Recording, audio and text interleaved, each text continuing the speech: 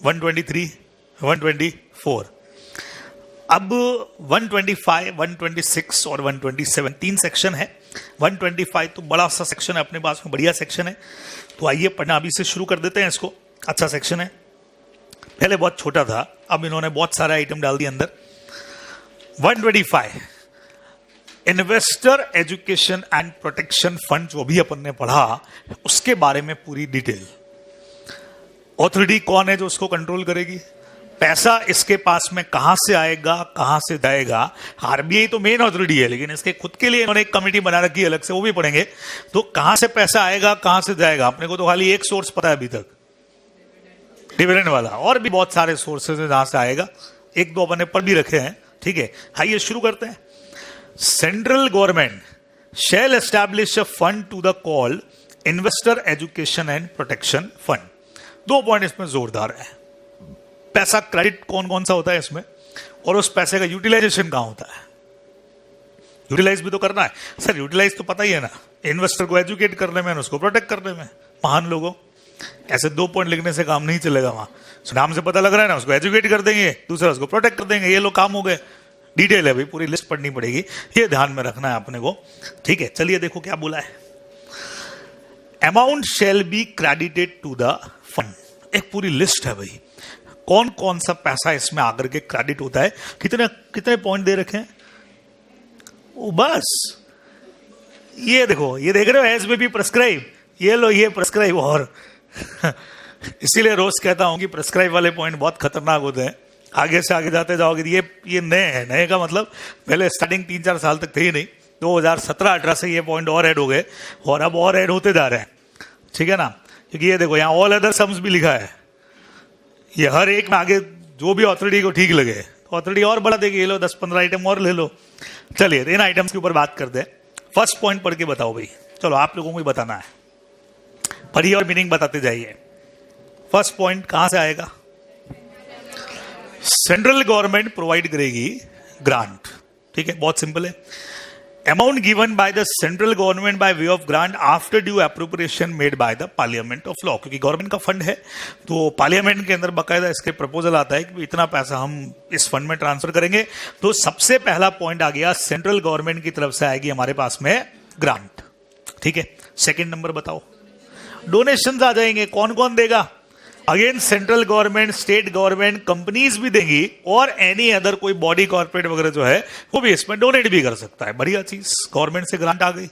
Second number के ऊपर donation आ गया। डोनेशन कौन देगा, गवर्नमेंट दे दे, कंपनीज दे दे, और कोई इंस्टीट्यूशन देना चाहे तो वो दे दे भाई। ठीक है, तीसरा तो अपने को पता ही था, अनपेड डिविडेंड में जो 7 साल तक पैसा पड़ा रह गया उसके बाद इधर आकर के ट्रांसफर होगा, ये सोर्स तो अपने को पता ही था। चौथे नंबर पे और पांचवें नंबर पे मैं बता देता हूं, चौथा पांचवा एक जैसा पॉइंट है।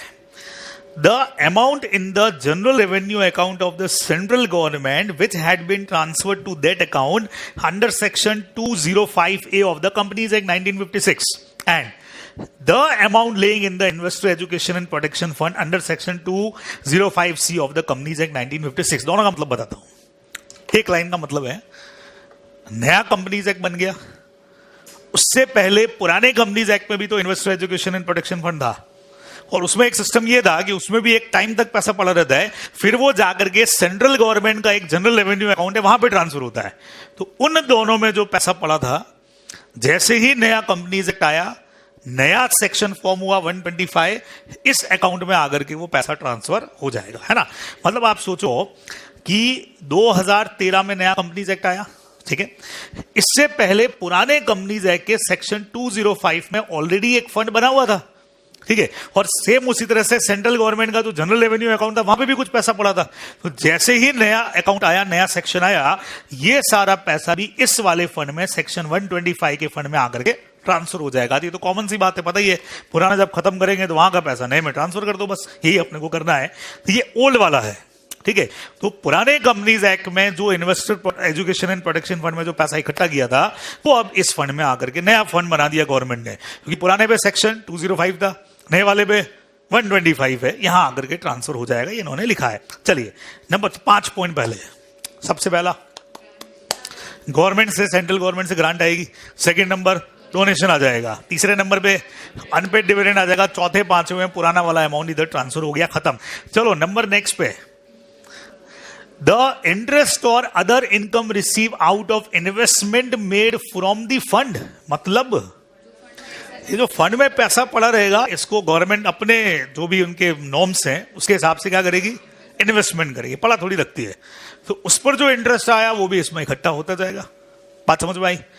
ये तो कॉमन बात है बैंकिंग वाली, आप जानते हो। बैंक क्या, अपन जो पैसा बैंक में डिपॉजिट करते हैं तो बैंक क्या पड़ा रखती है क्या, उसको आगे ट्रांसफर करेगी ना, इन्वेस्ट करेगी और किसी को लोन देगी। वैसे ये भी करता है, उस पर जो इंटरेस्ट आया वो भी यहां जमा होता रहेगा। पॉइंट नंबर जी, बढ़िया पॉइंट है, पढ़िए तो देखें। पहले चेक करो ये सेक्शन कोर्स में था कि नहीं था। 38 चेक करो तो, प्रोस्पेक्टस वाला चैप्टर।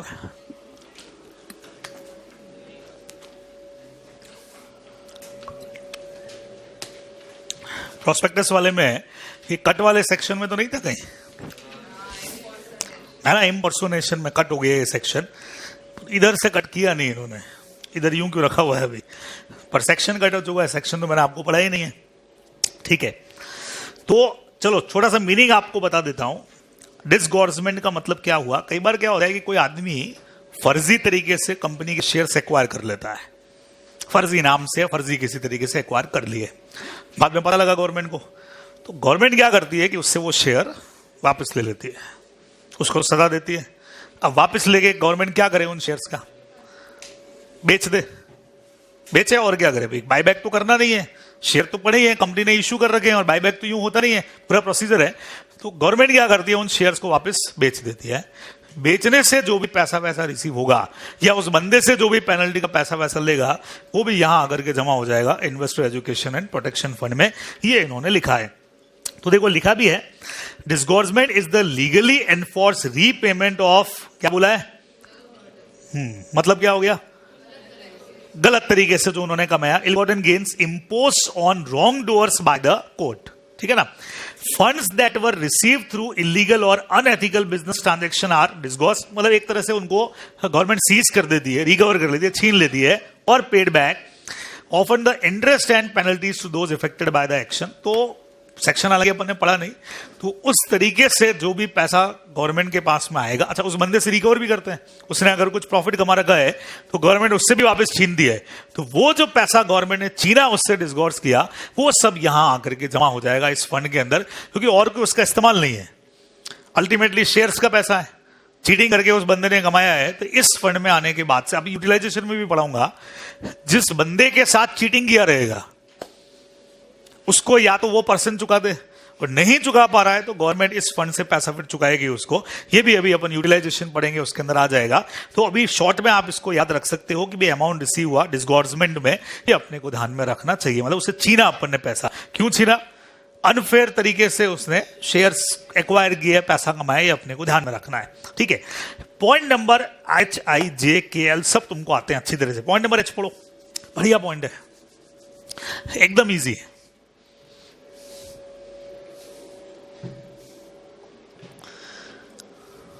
ध्यान आया कुछ? अरे एप्लीकेशन मनी रिफंड करनी थी, बहुत रीजन होते हैं, कई बार मिनिमम सब्सक्रिप्शन नहीं आता है, ओवर सब्सक्रिप्शन आ जाता है, तो एप्लीकेशन मनी हमको वापस करनी थी। यहां पे भी वही चक्कर हुआ, 7 साल तक कोई क्लेम करने के लिए नहीं आया, तो उसको भी इन्वेस्टर एजुकेशन प्रोटेक्शन फंड में अपन ट्रांसफर कर देंगे। तुमने तब भी पढ़ा था कि एप्लीकेशन का पैसा भी एक सेपरेट बैंक अकाउंट में अपन जमा कर देते हैं, तो 7 साल तक आकर के ले जा भाई, नहीं ले जा रहा है तो इस फंड में ट्रांसफर होगा। नेक्स्ट नंबर देखो, ये भी तुमको आता है, ये बहुत इजी पॉइंट है ये वाले। तो मैच्योर डिपॉजिट्स, ध्यान आ गया, डिपॉजिट कितना साल में मैच्योर होता है भाई, मैक्सिमम 3 इयर्स पढ़ा था मैंने, 36 महीना, मैक्सिमम 3 ईयर। एक कंडीशन है जब इससे कम पे भी हो सकता है, मिनिमम 6 मंथ्स, नहीं सुनो, मिनिमम 6 महीना, मैक्सिमम 36 महीना, ये रूल था। कभी कभी 6 से कम भी हो सकता है, 3 महीना, लेकिन उसके लिए एक कंडीशन है।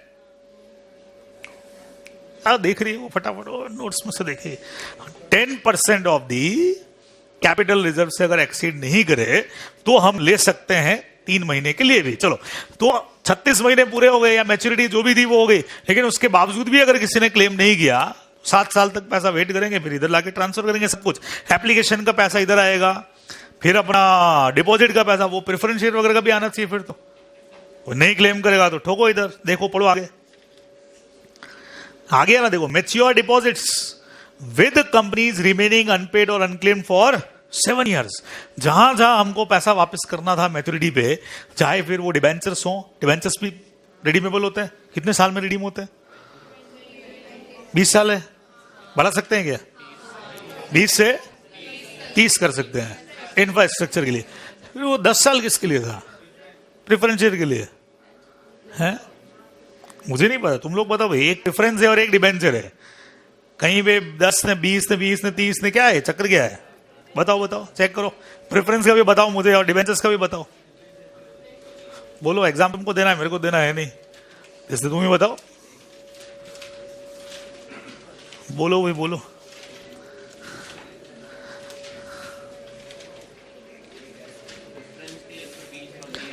प्रेफरेंस के लिए 20 और 30, वो 21, और वो क्या था 21वें साल से तुमको रिडीम्पशन चालू करना पड़ेगा। प्रेफरेंस में था वो, है ना, वही था 20 और 30। डिबेंचर्स के लिए क्या चक्कर है? 10 और 30 कि 10 और 20? 10 और 30। तो ये थोड़ा थोड़ा ध्यान रखना पड़ेगा, इसीलिए बीच बीच में पूछता रहता हूं ताकि आपको रिकॉल रहे कि यहां पे क्या और वहां पे क्या, अंदर मिक्सिंग नहीं हो जाए, अपने को ध्यान रखना है, बराबर। हाँ जी, चलो। तो मैच्योर डिपॉजिट अगर 7 साल तक क्लेम नहीं हुए, वो भी पैसा इधर आके ट्रांसफर होगा। नेक्स्ट नंबर के में क्या लिखा है? इंटरेस्ट एच से लगा के जे तक का, ठीक है ना। एप्लीकेशन मनी पे, डिपॉजिट्स पे, डिबेंचर्स पे, तब तक का इंटरेस्ट भी तो पड़ा हुआ है, वो भी इसी अकाउंट के अंदर ट्रांसफर करो, छोड़ेगा कुछ नहीं। गवर्नमेंट कहती है सब हमारे पास ले आओ भाई, 7 साल बाद, 7 साल तुम्हारे पास है, बाद में सब हमारे पास ले आओ, ठीक है। पॉइंट नंबर आई, एम और एन, 3 पॉइंट पढ़ के बता दो।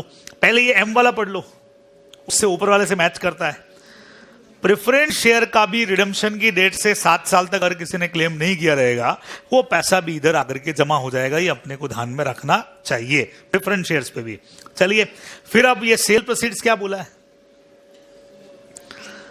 Cell proceed of the fractional share arising out of issue of bonus share, merger and amalgamation for 7 और मोर ईयर है। ये क्या है? वो पॉइंट्स में जो शेयर्स आते हैं फ्रैक्शन वाले, उनको बेचा नहीं तो क्या किया? तो ये 7 साल यहां पे क्यों आया? ये चक्कर क्या है?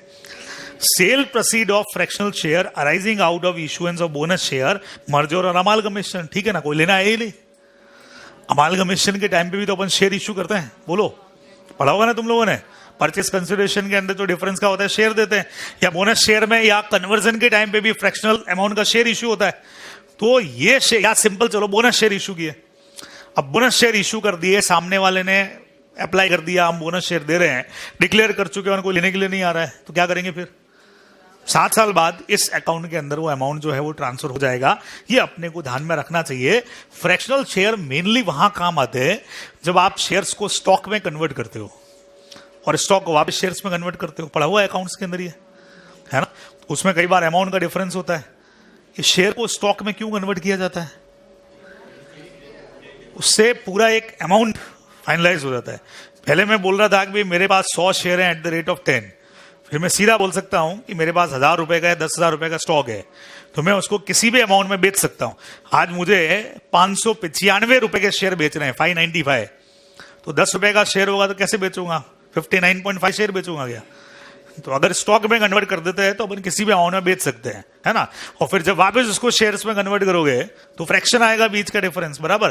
तो वो अगर किसी ने क्लेम नहीं किया, ये अकाउंट में पढ़ा है कि नहीं पढ़ा अभी तुम लोगों ने, है ना। पढ़ा है ना, बस याद नहीं आ रहा होगा, थोड़ा थोड़ा इधर उधर हो गया है। बाकी मैंने भी अकाउंट्स में पढ़ा है, लॉ में नहीं पढ़ा है, इसलिए बता रहा हूं आप लोगों को। तो वहां से अपन क्या करते हैं, जो अमाउंट बच गया वो सब इधर आके ट्रांसफर होता है, ये अपने को ध्यान में रखना चाहिए। बाकी जो भी प्रेस्क्राइब करे वो सब भी इसके अंदर कवर है। तो यहां तक की लंबी चौड़ी लिस्ट, ये डायरेक्ट थ्योरी क्वेश्चन भी बन सकता है ये वाला, तो इस तरह का कि कभी मूड बन गया पेपर बनाने वाले का कि यार इस बार इनको थ्योरी दो जम के, तो ये क्वेश्चन बना लेगा कि भाई investor education and protection fund में कौन कौन सा अमाउंट क्रेडिट होता है। अच्छा, सीक्वेंस नहीं भी मेंटेन करोगे तो चलेगा, कोई दिक्कत नहीं है।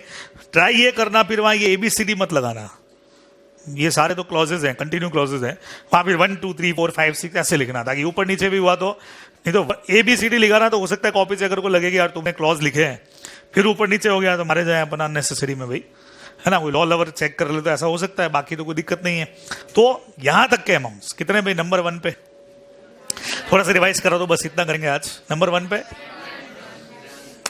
कौन सा? सेंट्रल गवर्नमेंट की ग्रांट। नंबर 2 डोनेशन आ गया। नंबर 3 पे क्या है? अनक्लेम डिविडेंड वाला पॉइंट। ओके, उसके बाद वो पुराने वाले जो थे, पुराने कंपनीज एक्ट वाले, वो दोनों इधर ट्रांसफर कर दो, 5 पॉइंट तो हो गए। फिर वो 4-5 पॉइंट वो बता दो कंपनी वाले। एप्लीकेशन मनी, एप्लीकेशन मनी के बाद डिपॉजिट, डिबेंचर्स, प्रेफरेंस शेयर्स। 7 साल तक इनका जो अमाउंट है इधर, प्लस जो इंटरेस्ट है वो भी इधर आकर के ट्रांसफर करना है, ये भी हो गया। फिर वो एक डिस्गॉर्ज अमाउंट, वो वाला एक अमाउंट हो गया, और एक आध बच गया फ्रैक्शनल शेयर या बोनस शेयर इशू की और क्लेम नहीं हुआ, वो भी आकर के यहाँ पे ट्रांसफर होगा।